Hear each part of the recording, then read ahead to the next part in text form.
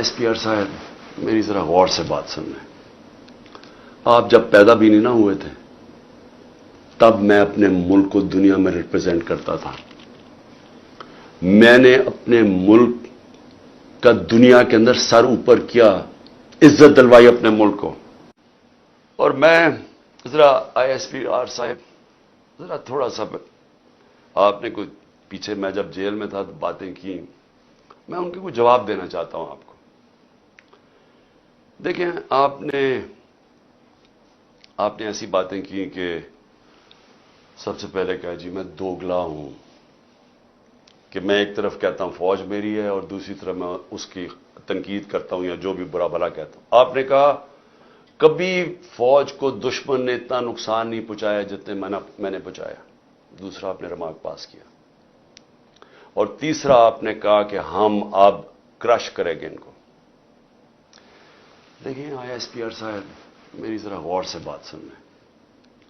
आप जब पैदा भी नहीं ना हुए थे तब मैं अपने मुल्क को दुनिया में रिप्रेजेंट करता था। मैंने अपने मुल्क का दुनिया के अंदर सर ऊपर किया, इज्जत दिलवाई अपने मुल्क को। उठा के देख लें, आप भूल गए होंगे, आप पैदा नहीं हुए होंगे, जरा पता चलवा लें कि इमरान खान ने क्या पाकिस्तान की दुनिया में इज्जत ऊपर की या नीचे की।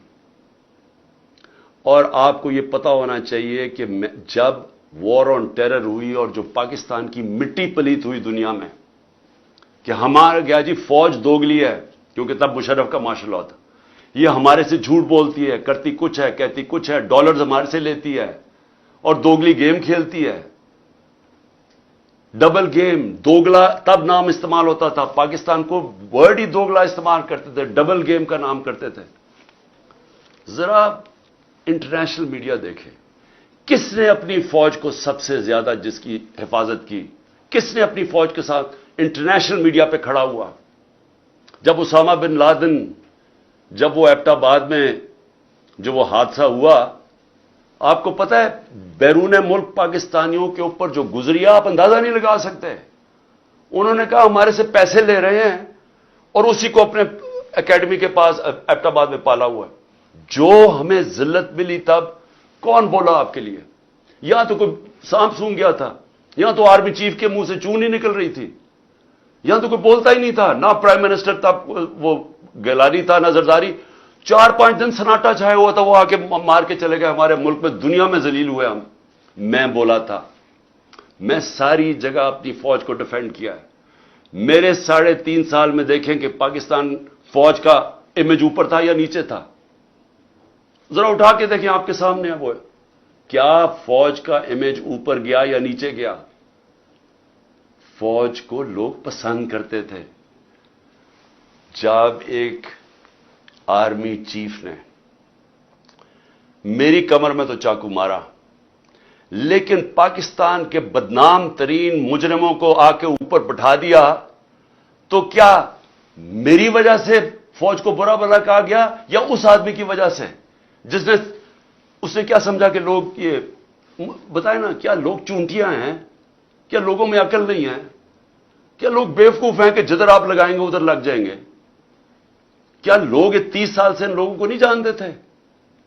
इसी फौज ने, मैंने अपने कानों से सुना हुआ है, जब मुझे ISI ने ब्रीफिंग दिया कि इन्होंने कितना, अब से नहीं 25 साल से मैं सुन रहा हूं कि कितना पैसा इन्होंने चोरी करके मुल्क से बाहर लेके गए, कि जी अब चाइना से वापस आए तो या जरदारी ने ये डील की है तो फलानी प्रॉपर्टीज। हमें जो उन्होंने प्रॉपर्टीज दिखाई हैं वो इससे अरबों डॉलर्स के अंदर प्रॉपर्टीज है। और एकदम कह रहे हैं कि अब जनाब फैसला एक आर्मी चीफ ने किया है तो भेड़े शराब उधर चले जाएं और उसको कह के जी बड़ा अब बहुत अच्छा किया और अब इमरान खान बोला ये अच्छा है। लोगों ने नहीं तस्लीम किया। मैंने नहीं बुरा भला कहा फौज को, जो आर्मी चीफ के एक्शंस थे उसने इसकी हमारी फौज को बुरा किया, उसकी वजह से हुआ, मेरी वजह से नहीं हुआ।